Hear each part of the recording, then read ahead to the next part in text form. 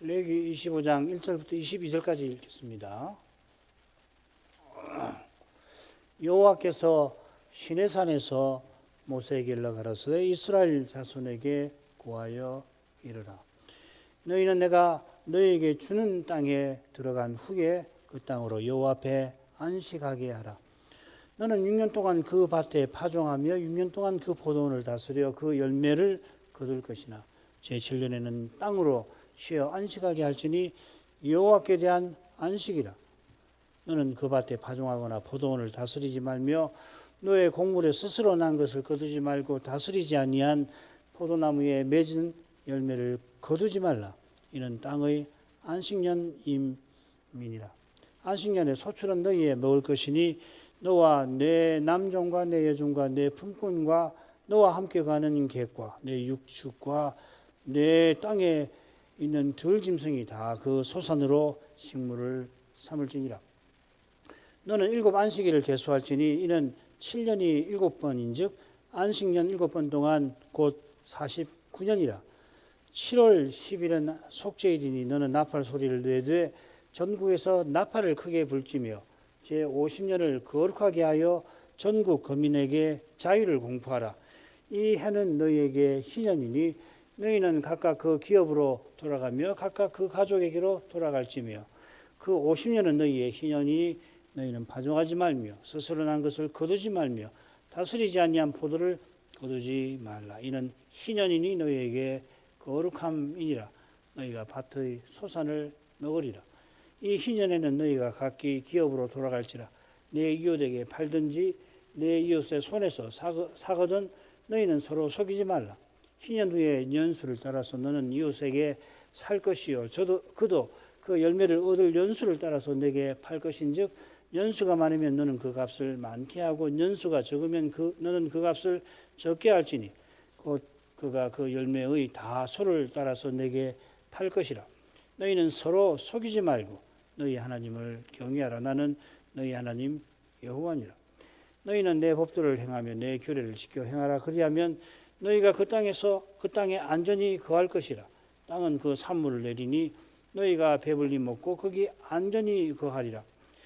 혹 너희 말이 우리가 만일 제7년에 심지도 못하고 그 산물을 거두지도 못하면 무엇을 먹으리요 하겠으나 내가 명하여 제6년에 내 복을 너희에게 내려 그 소출이 3년서기에 족하게 할지라.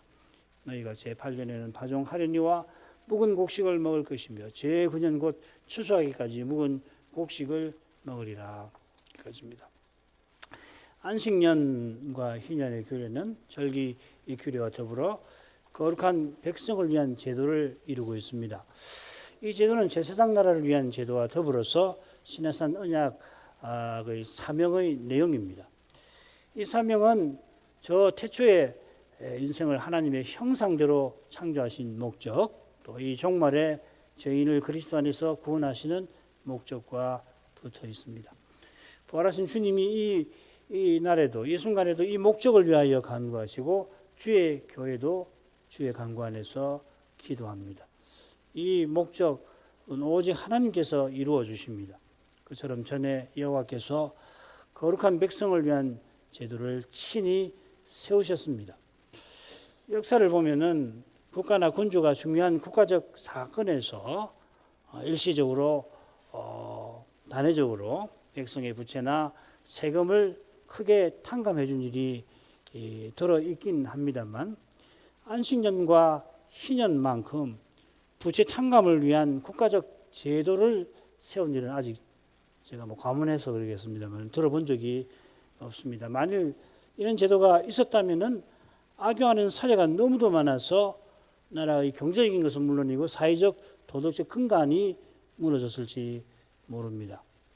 인생이 얼마나 부패했는지 잘 아시는 여호와께서 안식년과 희년의 규례를 친히 세우셨습니다. 거기 우리 하나님의 거룩하심이 잘 드러날 것입니다.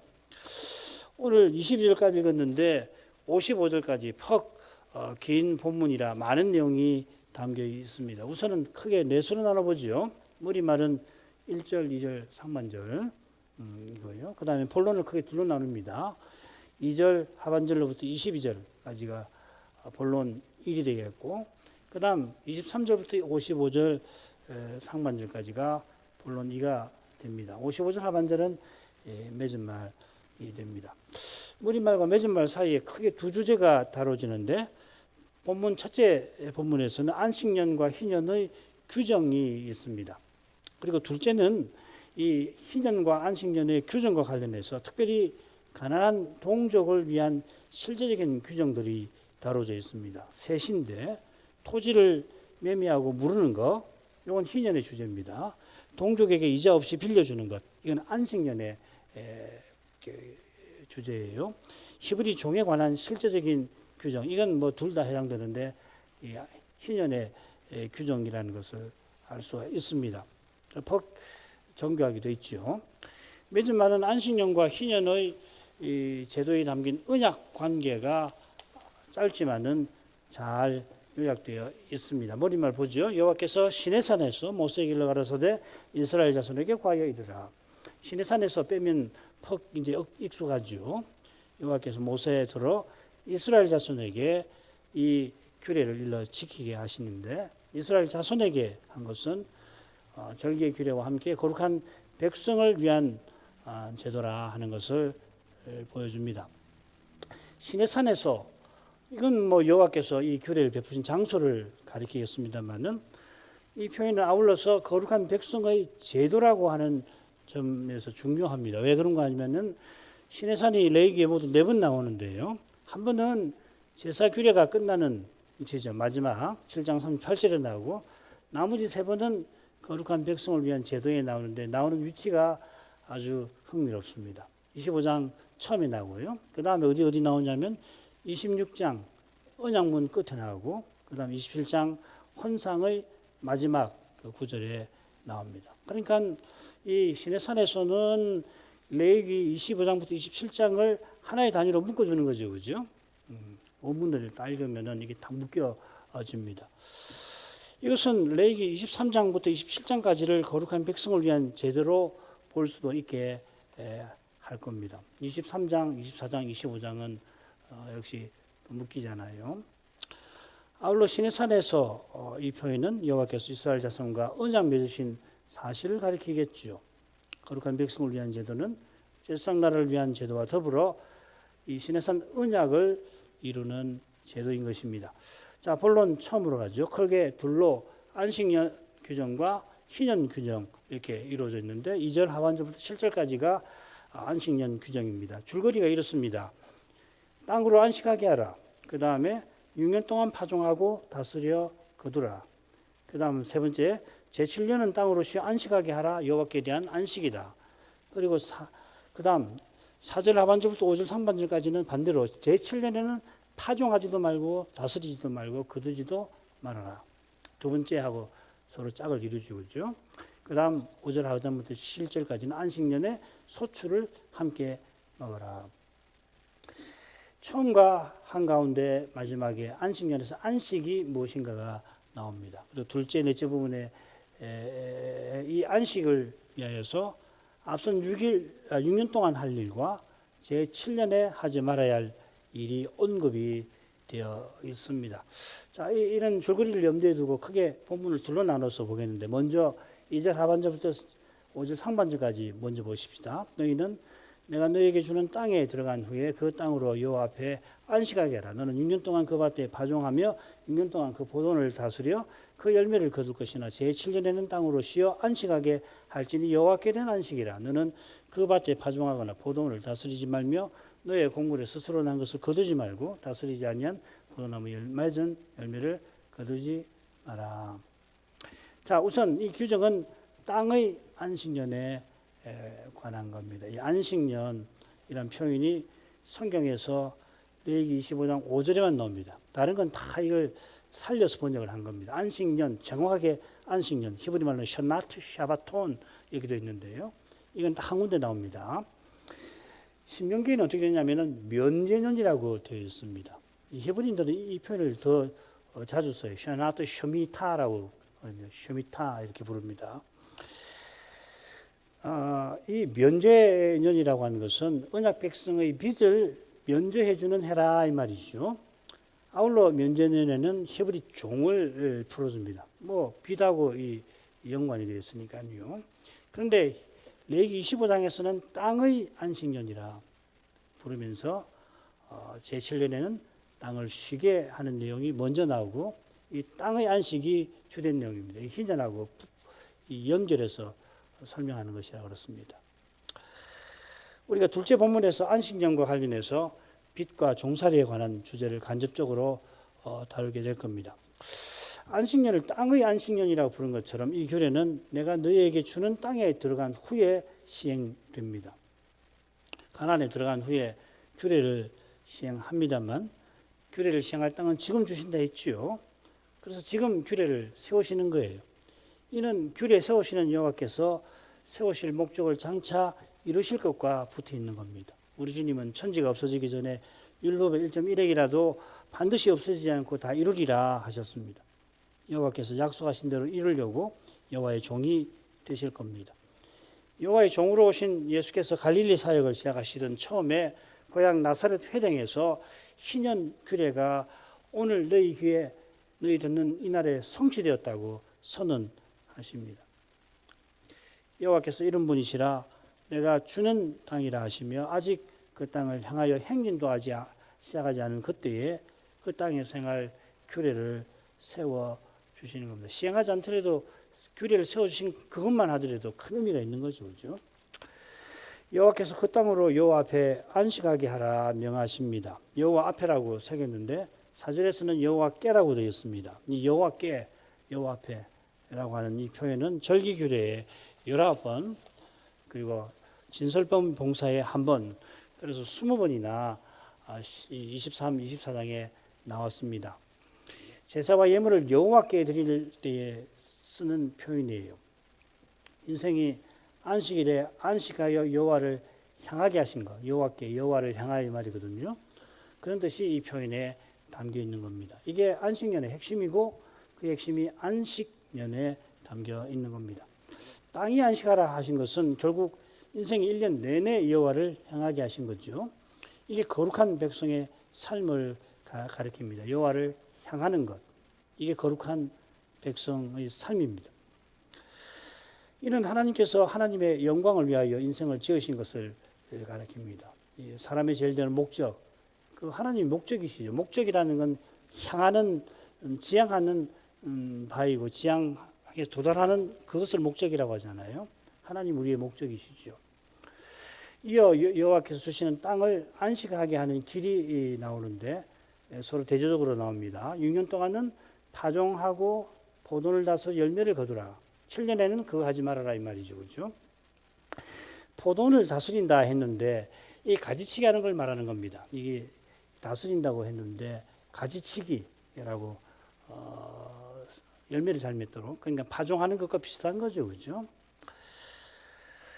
이스라엘 자손은 6년 동안의 기업의 땅에서 파종하고 열매를 거두는 일을 통해서 언약 백성의 소명을 이루는 거죠. 제7년에는 이 소명의 목적인 안식을 누리는 겁니다.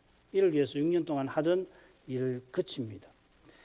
그 일이 파종과 가지치기 또한 추수입니다. 추수하지 말라 하신 것은 이 열매를 아예 손대지 말아서 썩게 하라는 말 아니지요. 그건 뭐 6절 7절에 나오는 것처럼 먹게 하신 거죠. 이스라엘이 정월 보름 지나서 보리를 오순절에 밀을 추수하기 시작해서 7월 초막절 직전에 추수를 다 마치게 됩니다. 제7년에는 자기 밭과 포도원에서 저절로 난 것을 자기 것처럼 추수하지 말고 함께 나눠 먹으라 하셨습니다. 자, 이런 점에서 다스리지 아니한 포도 이 표현에 주목할 필요가 있습니다. 이 다스리지 아니한이라고 번역한 말을 히브리말로 나지라고 나시린 할 때 그 말입니다. 하나지라 하면 나시린 그 나시린이라는 말입니다. 이건 3, 4절에 나온 동사와 다른 말입니다. 앞에 그 다스리라는 말은 가지치기라는 말인데 여기는 다른 말이에요. 나시린을 가리켜 사용되는 말입니다. 나시린이 머리카락을 자르지 않듯이 가지치기 하지 않은 것을 가리키겠습니다만은 이런 뜻으로는 여기 안식년 규례 외에는 쓰이지를 않습니다. 다른 말로 하면은 이 이 나지르라고 하는 표현을 써서 제7년에 이스라엘이 먹는 열매가 거룩한 열매라고 하는 것을 가리키는 거죠. 이스라엘은 이 거룩한 열매를 먹으면서 오직 하나님을 향하라 하셨습니다. 자, 이어 나눈 말씀에서 더 생각할 수 있을 것 같아요. 이는 땅의 안식년이니라. 안식년의 소출은 너희의 먹을 것이니 너와 내 남종과 내 여종과 내 품꾼과 너와 함께 가는 객과 내 육축과 내 땅에 있는 들짐승들이 다 그 소산으로 식물을 삼을지니이라. 땅의 안식년이라고 새겼는데 땅을 위한 안식년이라고 해도 좋습니다. 이 표현은 땅이 기업의 땅인 것과 붙어 있습니다. 시편 16편 5절 6절 여호와는 나의 산업과 나의 산의 소득이시니 나의 분깃을 지키시나이다. 내게 줄로 재어준 구역은 아름다운 곳에 있으며 나의 기업이 실로 아름답도다. 시인이 자기 기업을 아름답다고 하는 것은 그 땅에서 일하며 여호와를 즐거워하게 하신 바로 거기에 있는 겁니다. 그래서 16장 2절에 보면 주밖에 나의 복이 없나이다. 주만 나의 복이십니다. 반대로 이스라엘이 그 땅에서 가뭄을 맛보거나 추방되는 것은 여호와의 저주 아래 있는 것이고 이게 이제 26장 언약문의 내용이지요. 가나안 땅은 구약 백성에게 특별한 것입니다. 여호와를 가까이 하면서 결국 여호와를 향하는 땅입니다. 안식년은 여호와를 향하는 목적이 어떤 것인지를 미리 맛보게 하시는 해인 겁니다. 6, 7절에 그게 나옵니다. 안식년의 소출은 너희의 먹을 것이니 이렇게 새겼어요. 원문대로 새기면 흥미로운데 그 땅의 안식이 너희에게 음식이 될 것이라 이렇게 표현될 수가 있고 사실 이게 문법으로는 이게 맞아요. 이렇게 번역한 성경도 있습니다. 70인역은 아예 그렇게 번역을 그렇게 해놨던데 그러니까 안식이 음식이 된다고 그러니까 아무래도 어색하니까 게다가 문맥은 안식년 동안 자라는 땅의 소출을 먹는 것이 이 문맥의 주제니까 한글 개역 성경처럼 영어도 대부분 비슷하게 번역을 해놨습니다. 그런데 안식년에 저절로 자라는 열매를 먹으면서 실은 하나님과 교제를 누리는 거죠. 이게 바로 안식이 음식이라는 뜻일 겁니다. 하나님과 사귐이 우리의 양식이다. 예수님께서 나의 양식은 나를 보내신 이의 뜻을 행하는 것이다 하는 것과 어울리는 거죠. 그렇죠? 예수님의 시험, 첫 번째 시험과도 관계되는 말씀입니다. 자, 이 교제는 이스라엘 백성만 아니라 남종과 여종 그리고 나아가 개개에도 열려 있습니다. 심지어 육축과 들짐승도 이 교제와 무관하지 않습니다. 바울 사도는 지금 피조물이 탄식하면서 하나님의 아들의 영광의 자유에 피조물이 이르기를 바란다고 합니다. 마치 피조물이 사람처럼 의식이나 의지가 있는 것처럼 표현해 놨습니다. 우리가 하나님의 아들들로서 장차 그 나라 아버지의 나라를 상속하여 다스리는 그때를 피조물도 바라고 있습니다.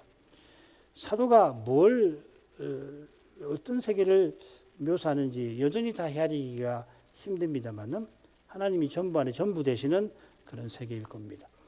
지금도 하늘과 땅이 하나님의 영광을 찬송한다고 구약의 시인들이 노래했는데 장차 우리가 이 찬송보다 더 아름다운 지금 하늘과 땅이 하나님께 드리는 찬송보다 더 아름다운 새하늘과 새 땅의 찬송을 맛보게 되겠죠. 뭔지는 모르겠습니다.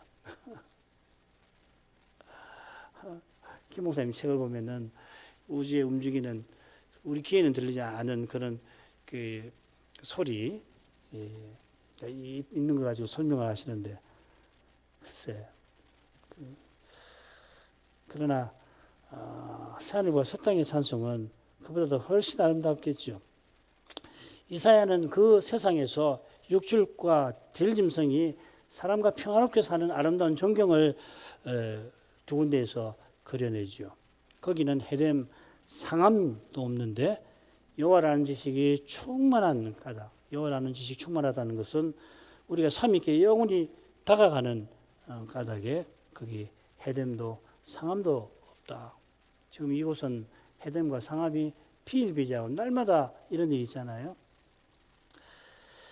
안식년은 궁극적으로 이 교제를 이스라엘에게 가리켜 보여주는 것입니다. 자, 그다음 희년 규정으로 가십시다. 세서로 나눠볼게요. 먼저 8절부터 13절에 희년의 규례가 나옵니다. 그 다음 토지 매매에 관한 내용이 나오고 세 번째로는 여호와의 법도를 행하라 하고 그 하나님 약속이 붙어 있습니다. 9절부터 13절 있죠. 너는 7 안식년을 계수할지니 이는 7년이 7번인즉 안식년 7번 동안 곧 49년이라. 7월 10일은 속죄일이니 너는 나팔 소리를 내되 전국에서 나팔을 크게 불지며 제50년을 거룩하게 하여 전국 거민에게 자유를 공포하라. 이 해는 너희에게 희년이니 너희는 각각 그 기업으로 돌아가며 각각 그 가족에게로 돌아갈지며 그 50년은 너희의 희년이니 너희는 파종하지 말며 스스로 난 것을 거두지 말며 다스리지 아니한 포도를 거두지 말라. 이는 희년이 너희에게 거룩함이니라. 너희가 밭에 소산을 먹으리라. 이는 희년에는 너희가 각기 기업으로 돌아갈지니라. 줄거리를 만들 수 있는데요. 나중에 중요한 것만 말씀드리죠. 먼저 희년의 계산법이 8절에 나옵니다. 이 계산은 안식년과 붙어 있죠. 안식년을 7번 번이고 그 이듬해가 희년입니다. 오순절의 계산법하고 비슷하죠. 초실절로부터 계산해서 제50일이 오순절입니다. 희년도 제50년입니다. 자, 그런데 희년의 공포는 제50년 정월 1월 1일이 아니라 7월 10일 속죄일에 공포하고 나팔을 크게 붑니다. 열흘 전이 나팔절인데 속죄일에도 나팔을 붑니다. 그런데 속죄일에 부는 나팔은 나팔절에 부는 은나팔이 아니라 양각입니다. 쇼팔이라고 합니다. 속죄일에 양각을 부는 뜻은 제50년을 거룩하게 하고 자유를 공포하는 데 있겠죠. 자, 제50년을 거룩하게 한다는 것은 이 해를 안식일 절기의 성회와 같이 1년 내내 성회로 삼는다는 겁니다. 안식일과 성회 여호와를 가까이 하듯이 한 해 내내 여호와를 향하게 하신 겁니다. 그러니까 이를 위해서 성소의 속죄가 필요하겠죠. 그래서 7월 10일 속죄일의 희년을 거룩하게 하라 하신 것 같습니다. 둘째로 이날에 양각나팔을 불어서 자유를 공포하는데 이 자유는 각각 그 기업에 돌아가고 가족에게 돌아가는 것과 붙어 있습니다. 이건 이제 다음 시간에 우리가 자세히 살피게 될 겁니다. 방금 읽은 본문에는 기업으로 돌아간다 이렇게 되어 있습니다만은 팔았던 토지를 돌려받는 것을 가리키겠죠. 토지를 돌려받는 것은 종살이에서도 역시 풀려나는 것입니다. 그 근거와 이유가 맺은 말에 명시되어 있습니다. 이스라엘이 사람의 품꾼이 아니라 여호와의 품꾼이라 그렇게 하신 겁니다. 이에 비추어서 양각나팔을 부는 뜻도 엿볼 수가 있겠습니다. 솔로몬이 왕위에 오를 때에 양각나팔을 붑니다. 그때 백성이 솔로몬 만세, 왕 만세를 부르며 즐거워합니다. 요컨대 희년의 나팔은 여호와께서 영원한 왕이 되어 주시는 것을 가리키는 것 같습니다. 이 해는 너희의 희년이라 했는데요. 흥미롭게도 이 희년이라고 하는 낱말 요벨입니다. 히브리 말로 요벨인데 요벨이 양각입니다. 쇼팔도 양각인데 쇼팔이라는 말은 그냥 나팔이 좀 더 강한 뜻이고요. 이 요벨 할 때는 양각을 뜻합니다. 양의 뿔이란 말이죠. 이스라엘이 시내산에 이르러 언약을 맺으려 할 때 사람이 불지 않는 나팔 소리가 들리는데 그 나팔을 가리켜 같은 낱말이 사용이 되었습니다. 희년은 이 시내산 언약의 조건을 회복시키면서 요즘 말하면 디폴트라고 그렇게 말합니까? 조건을 회복시키는 동시에 언약이 성취되는 날을 가리키는 것입니다. 셋째로 희년에도 파종하거나 스스로 난 것이나 다스리지 아니한 포도를 거두지 말 것입니다. 그래서 보면 이 10절부터 13절을 이렇게 다섯으로 나눌 수가 있는데요. 가운데 보면은 희년에는 파종하지도 다스리지도 거두지 말아라. 왜 그러냐면 너희에게 거룩하기 때문이다. 그래서 그 밭에 저절로 난 것을 함께 먹어라. 이건 안식년하고 똑같이요. 절차나 교훈이나 안식년과 같습니다. 7째 안식년에 이어서 희년도 여호와께 주신 음식을 먹고 여호와를 향하게 하셨습니다. 이를 위하여 여호와께서 얼마나 복을 주실 것인지 21, 22절에 살필 수가 있을 것입니다. 그 다음 토지매매. 내 이웃에게 팔든지 내 이웃의 손에서 사거든 너희는 서로 속이지 말라. 희년 후의 연수를 따라서 너는 이웃에게 살 것이요. 그도 그 열매를 얻을 연수를 따라서 내게 팔 것인즉 연수가 많으면 너는 그 값을 많게 하고 연수가 적으면 너는 그 값을 적게 할지니 곧 그가 그 열매의 다소를 따라서 내게 팔 것이라. 너희는 서로 속이지 말고 너희 하나님 너희 하나님을 경외하라. 난 너희 하나님 여호와니라. 사고 파는 일에 속이지 말아라. 앞뒤로 경고를 하고 가운데 어떻게 사고 팔아야 할지 정한 기준을 제시를 하고 있습니다. 줄거리가 아주 선명하죠. 넘어가겠습니다. 14절에 무엇을 팔고 사는가 명시하지 않았지만 가운데 나오는 열매를 얻을 연수라는 표현에서 사고 파는 것은 기업의 땅이라는 것을 우리가 확인할 수 있습니다. 우선 기업의 땅을 이웃에게 팔고 산다 했습니다. 이 이웃이라는 아미트라는 말인데 성민성결법에서 살폈죠. 동료를 뜻합니다. 여호와께서 메시아에게 내 짝이라고 그렇게 하시죠. 이 이웃은 함께 거룩한 사명을 받을 사람을 가리키는 표현입니다. 이 낱말보다 더 자주 이웃을 가리키는 낱말 레아라는 말이 있는데 여기에 이 아미트라는 말을 쓴 것은 기업의 땅이 거룩한 백성을 위한 것, 내 땅만 아니라 함께 동료로서 사명을 이루는 땅이라는 것을 것과 붙어 있습니다. 이는 기업의 땅을 사고 팔 때에 땅 자체를 매매하는 게 아니라 땅의 사용권을 주고받는 사실과도 연결될 겁니다. 이 주제는 둘째 본론에서 우리가 살피게 될 겁니다. 25장 23절에 보면 토지를 영영히 팔지 말 것은 토지는 다 내 것임이니라. 언약 백성은 여호와의 땅에서 여호와의 품꾼으로서 일하는 겁니다.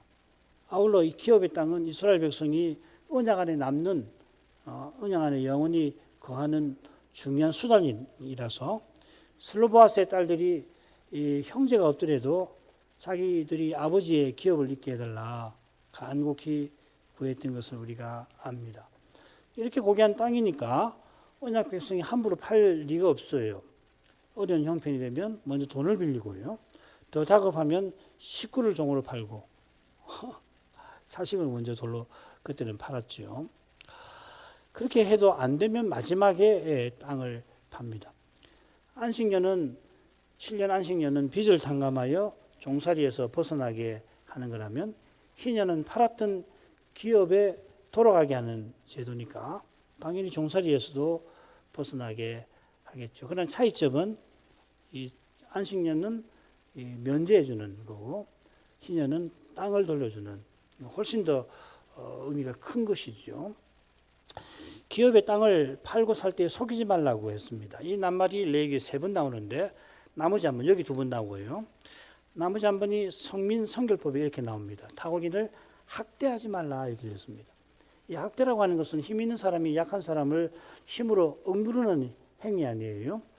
기업의 땅을 서로 팔고 사는 일이라 이건 좀 어색하니까 속이지 말아라 이렇게 한 것 같아요.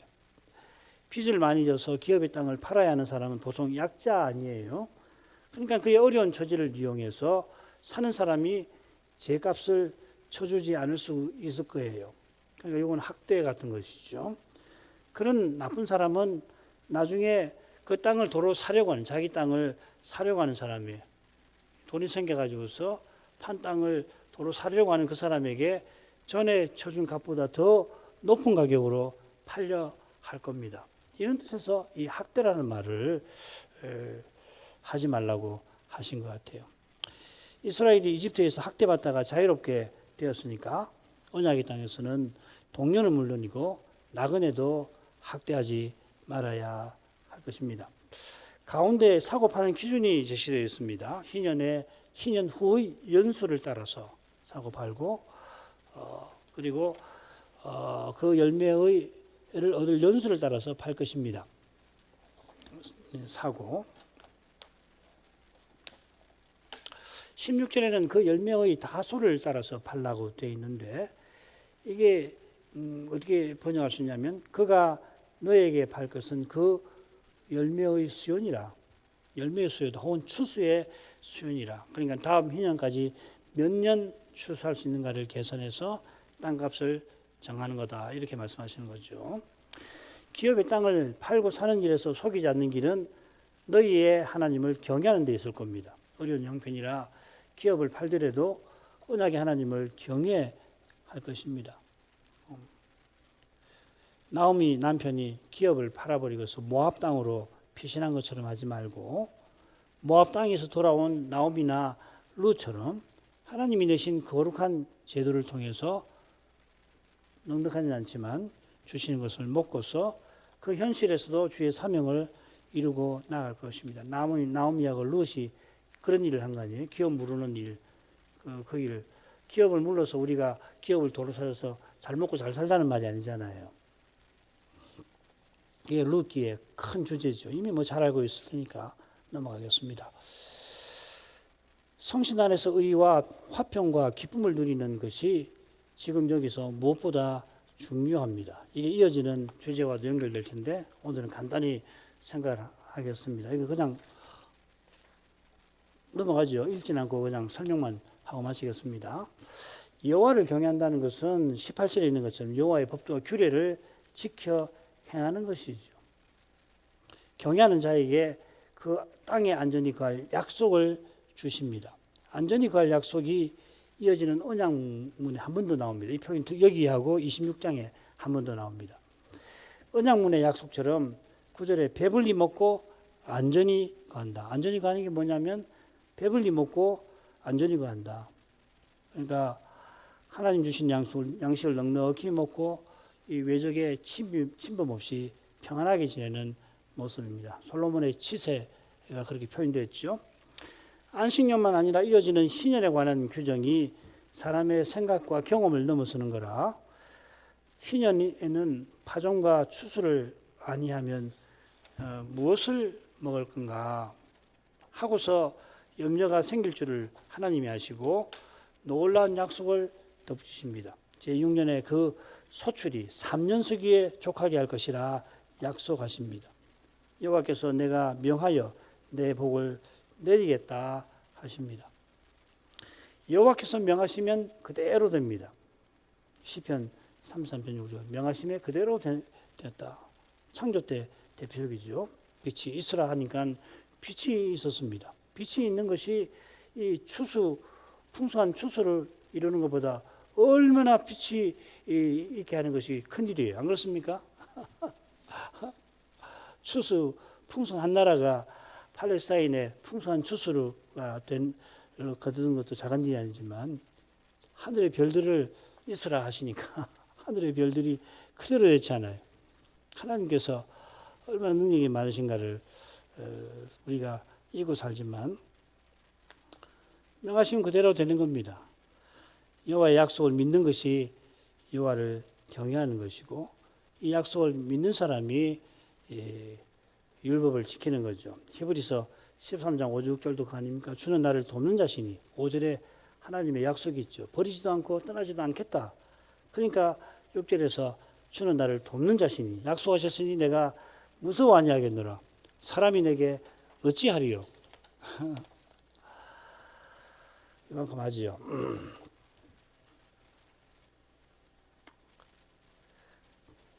기도할 제목 함시겠습니다.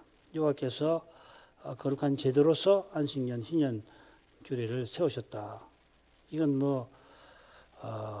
이 세상에 어느 나라에도 없는 것이고 언약, 여기 영원한 제국을 세우기 위한 것이라 그런 영원한 제국을 세워라 바라보도록 이런 놀라운 규례를 세우신 줄 믿습니다. 이 규례가 너무도 신비한 거라 여호와께서는 연약한 이스라엘의 염려를 당하시고 내가 명하여 내 복을 내리겠다 하셨습니다. 비슷한 표현이 시편 133편 3절에 나옵니다. 여호와께서 언약의 나라에서 영생의 복을 명하신다 하셨죠. 그죠? 마침내 여호와의 종이 되셔서 이 영생의 복이 그리스도의 사회에 임하게 하십니다. 신약교회는 대제사장을 통해서 제사장들이 되어서 이 영생의 복을 예배에서 이미 누리게 하시고 이어지는 일상에서 소명을 통하여 맛보게 하십니다. 희년 규례가 이미 성취되었다고 나사렛 회당에서 예수께서 선언하셨듯이 주님은 우리들을 하늘 예배에 이르게 하시고 하늘 성소로 이끌고 계십니다. 예수는 어제나 오늘이나 영원토록 동일하십니다. 이 복음, 이 시대의 실로 절실합니다. 복을 명하신 하나님께서 이 은혜를 믿는 교회와 신자에게 틀림없이 주실 것이고, 이런 믿음을 구하고 이런 은혜를 이제도 구하겠습니다. 신학교 신학생들 조사시 임한 두 후보생을 위해서 기도해 주시길 바랍니다. 기도하겠습니다. 거룩하신 아버지, 여호와께서 이스라엘과 언약 맺으신 목적을 이루시려고 거룩한 제도, 곧 거룩한 백성다웠게 살아갈 제도를 세워주신 것을 안식년과 희년의 규례를 통해서 살피었습니다. 이 제도가 실로 거룩한 것은 인류 역사에 어느 나라도 이런 제도를 갖추지 못한 데서 엿볼 수가 있겠습니다만은, 심지어 언약의 나라에서도 이 제도가 제대로 시행되지 못한 데서도 이 제도를 세우신 하나님께서만 그 세우신 목적을 이루시는 것을 깨닫게 됩니다.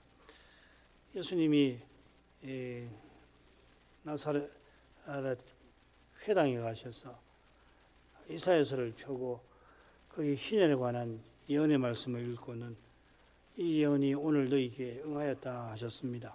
희년 제도에 보니까 오실 메시아와 그분의 나라에 있는 것을 일깨워 주신 것입니다.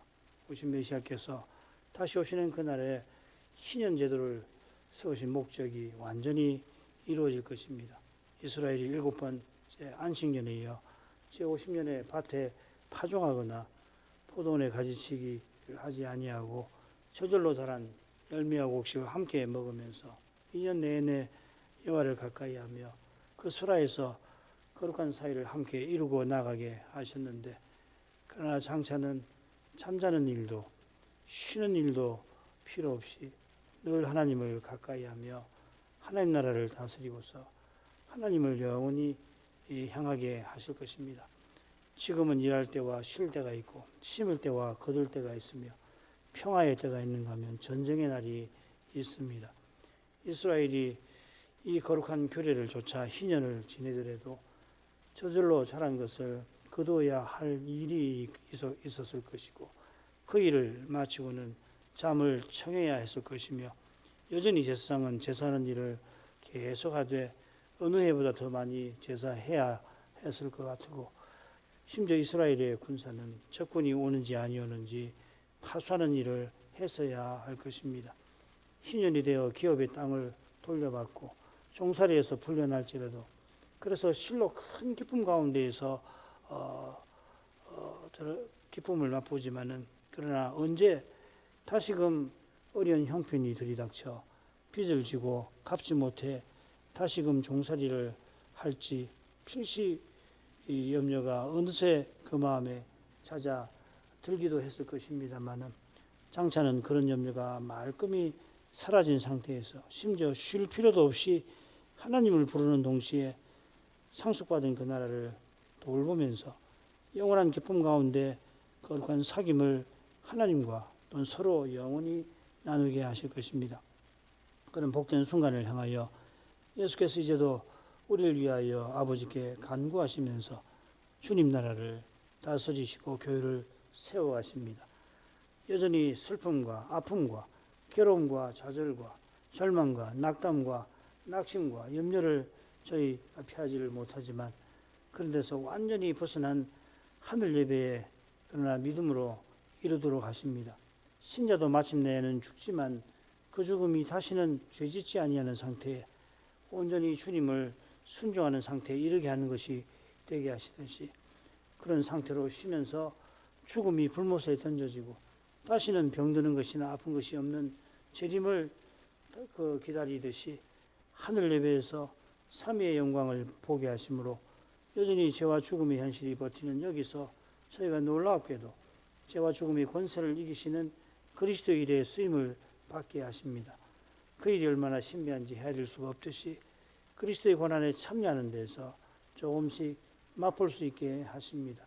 주님이 이미 십자가에서 모든 형벌과 진노와 저주를 받으셨고 그 십자가에 이르시기까지 온갖 고난을 받으시며 이제 영원한 하늘에 들어가셨지만은 저희를 주님의 몸과 지체로 삼아주시고 죄와 죽음의 권세를 물리치려 하실 때 십자가의 죽음으로서 죽음의 권세 잡은 자 마귀를 물리신 것처럼 저희도 주님과 함께 고난을 받게 하셔서 주님과 함께 영광을 얻을 수 있게 하십니다.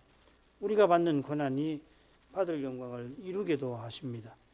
이 신비에 관하여서 마귀와 악한 영들이 틀림없이 들어서 알 것입니다만 주님께서 내 안에 사시는 그러한 신비한 일을 성신께서 내 안에서 아바 아버지라고 부르시는 그러한 현실을 그 악한 영들은 도무지 맛볼 수 없는 것처럼 오히려 그들은 악랄한 정오심에 불타서 주님을 전심으로 의지하는 교회를 더욱 미워하여 대적하려 들 것입니다. 저희가 눈앞에 펼쳐져 있는 현실에서 이 신령한 일들에 관하여 더욱 깨닫게 하심으로 더욱 주님을 간절히 바라보게 하시옵소서. 예수님 이름으로 기도합니다. 아멘.